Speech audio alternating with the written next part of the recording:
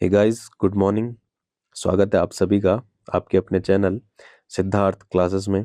दोस्तों, आज हम बात करेंगे सामान्य ज्ञान टेस्ट सीरीज पार्ट 11 के बारे में, जिसमें हिस्ट्री के 10 इंपॉर्टेंट क्वेश्चन रहने वाले हैं, जिसमें दोस्तों आप अपना स्कोर कमेंट करेंगे कि आप कितने मार्क्स इसमें ला पा रहे हैं।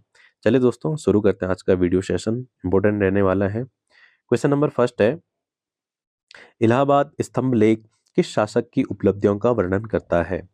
ऑप्शन ए है अशोक, ऑप्शन बी है समुद्रगुप्त, ऑप्शन सी है चंद्रगुप्त द्वितीय, ऑप्शन डी है स्कंदगुप्त। दोस्तों, इलाहाबाद स्तंभ लेख को इसे जाना जाता है, दूसरा नाम है इसका, ठीक है, इंपॉर्टेंट है, प्रयाग प्रशस्ति प्रशस्ति के नाम से भी इसे जाना जाता है। ठीक है, प्रयाग प्रशस्ति इसी का दूसरा नाम है। यह किस शासक की उपलब्धियों का वर्णन करता है? तो दोस्तों, इसमें राइट आंसर होगा ऑप्शन बी होगा इसमें, समुद्रगुप्त। ठीक है, समुद्रगुप्त को भारत का नेपोलियन, ठीक है, इंपॉर्टेंट है, यह भी ध्यान में रखेंगे आप, भारत का नेपोलियन भी कहा जाता है, नेपोलियन। ठीक है, इंपॉर्टेंट है, समुद्रगुप्त को ही भारत का नेपोलियन कहा जाता है। चलिए दोस्तों, क्वेश्चन नंबर 2 है, गुलरुखी उपनाम से कविता लिखने वाला मुगल शासक कौन था? ऑप्शन ए है बाबर, ऑप्शन बी है हुमायूं, ऑप्शन सी है अकबर, ऑप्शन डी है जहांगीर। तो गुलरुखी उपनाम से कविता लिखने वाला मुगल शासक था दोस्तों, राइट आंसर होगा इसमें ऑप्शन बी, हुमायूं। ठीक है, हुमायूं की ही दोस्तों एक ऐसा शासक था जिसकी मृत्यु पुस्तकालय की सीढ़ियों से गिरकर होती है। ठीक है, सीढ़ियों से गिरकर इसकी मृत्यु हो जाती है, सीढ़ियों से गिरकर। ठीक है, परीक्षा में पूछा जाता है दोस्तों कि ऐसा कौन शासक था कि जिसकी मृत्यु पुस्तकालय की सीढ़ियों से गिरकर होती है? तो दोस्तों वो हुमायूं ही था, इंपॉर्टेंट है, ध्यान में रखेंगे दोस्तों। क्वेश्चन नंबर 3 है, भारत में प्रथम स्वर्ण मुद्राएं बड़े पैमाने पर किस वंश ने जारी की? दोस्तों, इसमें पूछा जा रहा है कि बड़े पैमाने पर, ठीक है, किस वंश ने जारी की स्वर्ण मुद्राएं?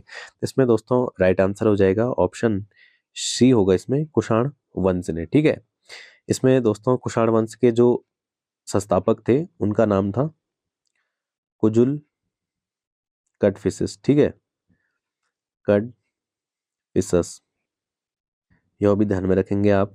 ठीक है, इसमें एक और है दोस्तों, सातवाहन शासक, सातवाहन जो वंश था इसके संस्थापक थे सिमुक। ठीक है, इसको भी ध्यान में रखेंगे। गुप्त वंश, इसके शासक थे दोस्तों श्रीगुप्त। ठीक है, संस्थापक थे इसके श्रीगुप्त। और यहाँ पर एक और है दोस्तों, मौर्य, जो कि सभी जानते हैं, इनके इस वंश के संस्थापक थे चंद्रगुप्त मौर्य। ठीक है, इंपॉर्टेंट है, सभी चारों दोस्तों आप ध्यान में रखेंगे। क्वेश्चन नंबर 4 है, दीन ए इलाही स्वीकार करने वाला पहला व्यक्ति कौन था? दोस्तों, दीन ए इलाही स्वीकार करने वाला पहला व्यक्ति कौन था पूछा जा रहा है। तो दोस्तों इसमें राइट आंसर होगा ऑप्शन ए, बीरबल। ठीक है, दीन ए इलाही दोस्तों अकबर द्वारा शुरू किया जाता है। यह दोस्तों कोई अलग सा धर्म नहीं था, बल्कि एक यह विचारधारा थी। ठीक है, विचारधारा थी ये। यह दोस्तों अकबर के द्वारा शुरू किया जाता है। समय होता है 1582 में। ठीक है, दीन ए इलाही शुरू किया जाता है, एक विचारधारा होती है दोस्तों। इसमें दोस्तों इस विचारधारा के माध्यम से जितने भी धर्म थे उस समय, ठीक है, जो कि अभी भी अस्तित्व में है, जिसमें दोस्तों सिख हो गया, हिंदू हो गया, मुसलमान हो गया, जैन और पारसी, इन सभी के जो नैतिक मूल्य थे, ठीक है, इन सभी की जो नैतिक मूल्य थे, इनके समग्र रूप को, ठीक है, अकबर ने मिलाया और इसे नाम दिया गया दीन ए इलाही। ठीक है, इसको ध्यान में रखेंगे दोस्तों आप कि ये सभी धर्मों की, इसको नोट करेंगे आप, इंपॉर्टेंट है, सभी धर्मों की मूल बातें। ठीक है, सभी धर्मों की मूल बातों का इसमें समावेश किया गया दीन ए इलाही में। यह कोई दोस्तों अलग सा धर्म नहीं था, बल्कि एक विचारधारा थी, ठीक है, जो कि नैतिक मूल्यों पर आधारित थी। इंपॉर्टेंट है, इसे भी ध्यान में रखेंगे आप। क्वेश्चन नंबर 5 है, किस गवर्नर जनरल के समय स्थायी बंदोबस्त लागू हुआ? जिसे दोस्तों परमानेंट सेटलमेंट कहते हैं, भूमि बंदोबस्त। ठीक है, तो बताया जा रहा है कि पूछा जा रहा है स्थायी बंदोबस्त किसके समय लागू हुआ? दोस्तों राइट आंसर होगा इसमें ऑप्शन बी, कॉर्नवालिस के समय समय होता है दोस्तों 1793 में, ठीक है, ईस्वी में। इंपॉर्टेंट है, इसे भी ध्यान में रखेंगे आप। क्वेश्चन नंबर 6 है, फॉरवर्ड ब्लॉक की स्थापना किसने की? ऑप्शन है जवाहरलाल नेहरू, ऑप्शन बी है सुभाष चंद्र बोस, ऑप्शन सी है भगत सिंह, ऑप्शन डी है राजेंद्र प्रसाद। दोस्तों राइट आंसर होगा इसमें हमारा ऑप्शन बी, सुभाष चंद्र बोस जी के द्वारा 1939 में फॉरवर्ड ब्लॉक की स्थापना की जाती है, ठीक है। इसका उद्देश्य दोस्तों क्या होता है, जो स्वतंत्रता आंदोलन चल रहा था उसमें तेजी लाना इसका उद्देश्य होता है, ठीक है, इंपॉर्टेंट है। ऑप्शन बी, सुभाष चंद्र बोस जी के द्वारा फॉरवर्ड ब्लॉक की स्थापना की जाती है। क्वेश्चन नंबर 7 है, नासिक प्रशस्ति किस शासक से संबंधित है? ऑप्शन ए है गौतमीपुत्र सातकर्णी, ऑप्शन बी है कनिष्क, ऑप्शन सी है बिंबिसार, ऑप्शन डी है हर्षवर्धन। तो दोस्तों जो नासिक प्रशस्ति है यह संबंधित है, राइट आंसर होगा इसमें हमारा ऑप्शन ए, गौतमीपुत्र सातकर्णी, ठीक है। यह दोस्तों जो वंश था सातवाहन, ठीक है, सातवाहन वंश का यह सबसे शक्तिशाली शासक था, ठीक है, इंपॉर्टेंट है। सातवाहन शासक का, सातवाहन वंश का शक्तिशाली शासक कौन थे? गौतमीपुत्र सातकर्णी, ठीक है, इंपॉर्टेंट है दोस्तों। जो कि नासिक कहाँ स्थित है? यह स्थित है दोस्तों महाराष्ट्र में, ठीक है, इसे भी ध्यान में रखेंगे आप। क्वेश्चन नंबर 8 है, भारतीय राष्ट्रीय कांग्रेस के किस अधिवेशन में पूर्ण स्वराज का प्रस्ताव पारित हुआ? दोस्तों ऐसा अधिवेशन जिसमें भारतीय राष्ट्रीय कांग्रेस का ऐसा अधिवेशन जिसमें पूर्ण स्वराज का प्रस्ताव पारित हुआ, राइट आंसर होगा इसमें ऑप्शन बी होगा लाहौर अधिवेशन 1929।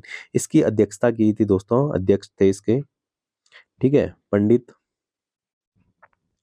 जवाहरलाल नेहरू जी, ठीक है, पंडित जवाहर नेहरू, इसको ध्यान में रखेंगे आप।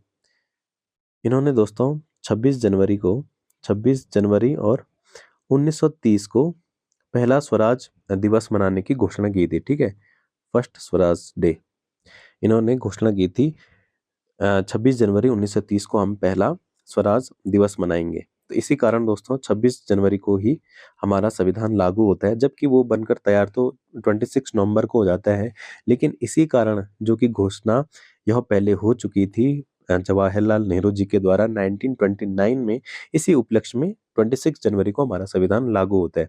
इंपॉर्टेंट है दोस्तों, इसे भी याद रखेंगे। और लाहौर अधिवेशन, ठीक है, इंपॉर्टेंट है। क्वेश्चन नंबर 9 है, तारिक ए फिरोज शाही के लेखक कौन थे? ऑप्शन ए है अबुल फजल, ऑप्शन बी है बदायूनी, ऑप्शन सी है जियाउद्दीन बरनी, ऑप्शन डी है अमीर खुसरो। दोस्तों तारिक ए फिरोज शाही के लेखक हैं, राइट आंसर होगा इसमें ऑप्शन सी होगा दोस्तों इसमें जियाउद्दीन बरनी, ठीक है। शासक होते हैं दोस्तों किसके समय में लिखते हैं, ये है फिरोज शाह, इंपोर्टेंट है, फिरोज शाह तुगलक, ठीक है, इनके शासनकाल में यह एक बुक लिखते हैं, ठीक है, तारिक फिरोज शाही, इंपोर्टेंट है, राइटर है जियाउद्दीन बरनी। दोस्तों आज का अंतिम सवाल, प्रश्न नंबर 10, चौरी चौरा कांड के बाद महात्मा गांधी ने कौन सा आंदोलन वापस लिया था? दोस्तों राइट आंसर होगा इसमें ऑप्शन सी होगा असहयोग आंदोलन। असहयोग आंदोलन दोस्तों 1920 में महात्मा गांधी जी द्वारा शुरू किया जाता है, ब्रिटिश जो शासन के खिलाफ यह आंदोलन शुरू किया जाता है। इसमें जो भी ब्रिटिश चीजें थी भारत में, इन सभी का बहिष्कार किया जाता है, जिसमें कॉलेज, स्कूल, अदालतें, कोर्ट सभी सम्मिलित थे, इनका बहिष्कार किया जाता है, ठीक है। और दोस्तों यह कैसा आंदोलन था? अहिंसक आंदोलन था, इसमें हिंसा पर बल नहीं दिया गया, एकदम अहिंसक आंदोलन, ठीक है। अहिंसा इसका प्रमुख उद्देश्य था कि अहिंसा न हो इस आंदोलन में। लेकिन दोस्तों इसी आंदोलन के तहत बाद में गोरखपुर के एक डिस्ट्रिक्ट होता है दोस्तों यूपी में, गोरखपुर, ठीक है, गोरखपुर में चौरा चौरी स्थान में 1922 में दोस्तों ब्रिटिश सरकार और इन आंदोलनकारियों के बीच झड़प हो जाती है, जिसमें आंदोलनकारी दोस्तों इस स्थान में चौरी चौरा स्थान में पुलिस स्टेशन पर आग लगा देते हैं, ठीक है, और इसमें 22 पुलिसकर्मी जिंदा जलकर मर जाते हैं। 22 पुलिसकर्मियों की इसमें मृत्यु हो जाती है। तो इसी घटना से आहत होकर दोस्तों महात्मा गांधी जी 1922 में यह आंदोलन जो कि उन्होंने 1920 में शुरू किया था, असहयोग आंदोलन जिसे कहा गया, इन्होंने यह वापस ले लिया। ठीक है दोस्तों, समझ में आया होगा आपको। दोस्तों आई होप आपको यह सेशन समझ में आया होगा। चैनल पे नए हैं तो चैनल को लाइक कीजिए, शेयर कीजिए, सब्सक्राइब कीजिए और जुड़े रहिए ऐसे ही शानदार वीडियो सेशन के लिए सिद्धार्थ क्लासेस के साथ। धन्यवाद।